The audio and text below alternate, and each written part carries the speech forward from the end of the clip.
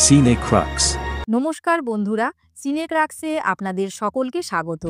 স্বপ্নের মতো এক সৈকত, সেখানে এক উজ্জ্বল পার্টির পরিকল্পনা, কিন্তু কিছুই পরিকল্পনা মতো হয়নি।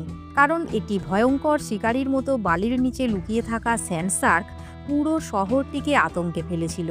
এই স্যান্ড শার্কের তাণ্ডব থেকে শহরটি কি রক্ষা পেয়েছিল তা জানতে স্যান্ড শার্কস মুভির বিশ্লেষণ অবশ্যই দেখুন।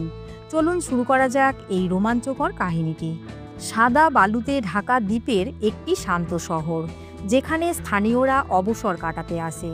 শহরের মেয়রের ছেলে জিমি গ্রিন, তিনি একটি বিশাল পার্টির আয়োজনের পরিকল্পনা করেন, কিন্তু হঠাৎ করে শহরে ঘটে যায় এক মারাত্মক ঘটনা।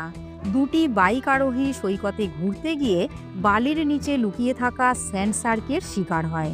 শহরের শেরিফ জন স্টোন বিশ্বাস করতে চান না যে এই ঘটনায় নতুন কোনো আতঙ্কের সৃষ্টি হতে পারে, কারণ কয়েক বছর আগে তার পরিবারও একটি ভয়াবহ শার্ক আক্রমণের শিকার হয়েছিল।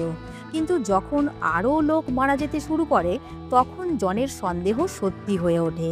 জনের বোন ডেপুটি ব্রেন্ডা স্টোন ভাইয়ের আপত্তি সত্ত্বেও শার্ক বিশেষজ্ঞ স্যান্ডি পাওয়াসের সঙ্গে যোগাযোগ করে।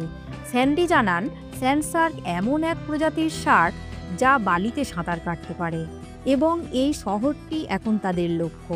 এদিকে শহরের সৈকতে আর এক দম্পতি বালির নিচে লুকিয়ে থাকা শার্কের আক্রমণের শিকার হয়। শার্কটির উপস্থিতি শহর জুড়ে আতঙ্ক ছড়িয়ে দিয়েছিল। জন, ব্রেন্ডা ও স্যান্ডি অ্যাঙ্গাসের সাহায্যে শার্কগুলিকে ধ্বংস করার পরিকল্পনা করে, কিন্তু সমস্যা আরও জটিল হয়ে ওঠে। বছর কয়েক আগে জনের পরিবার একটি ভয়ঙ্কর শার্ক ফ্লিংয়ের শিকার হয়েছিল, যেখানে ১৩ জন প্রাণ হারায়। সেই ঘটনা জনের মনে এক গভীর আতঙ্ক তৈরি করেছিল। এখন তার সামনে দাঁড়িয়ে আছে এরকমই একটি নতুন বিপদ, যা শুধু সৈকত নয়, পুরো শহরকেই আতঙ্কিত করেছে।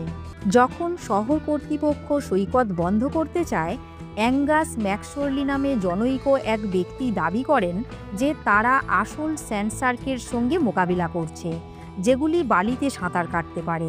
স্যান্ডি পাওয়াসও জানান, শার্কের দাঁত পরীক্ষা করে তিনি নিশ্চিত হন যে শার্কটির মা শহরের আশেপাশে রয়েছে এবং তার বাচ্চাকে খুঁজছে। এই সময় শহরবাসী এক ভয়াবহ লড়াইয়ের মুখোমুখি হয়।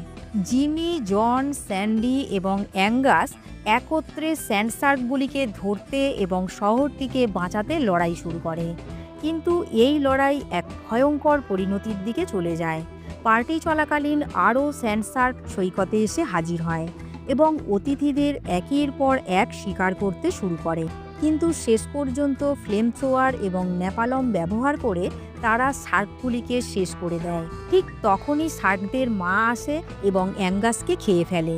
শেষে শহরে শান্তি ফিরে এলেও একটি বড় ডরসাল ফিন বালির মধ্যে চলে যায়, যার মানে শার্কের হুমকি এখনও শেষ হয়নি। শহরের মানুষ জানে তারা এখনও নিরাপদ নয়। এইভাবেই শেষ হয় এই ভয়ঙ্কর শিকারী শার্কের গল্প। স্যান্ড শার্ক মুভির কাহিনীটি আপনাদের কেমন লাগলো তা জানাতে ভুলবেন না।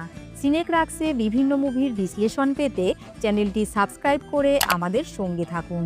এতক্ষণ আমাদের সঙ্গে থাকার জন্য আপনাদের আন্তরিক ধন্যবাদ। আমরা আবার ফিরে আসছি আরও একটি নতুন গল্প নিয়ে। ততক্ষণ ভালো থাকুন ও সুস্থ থাকুন।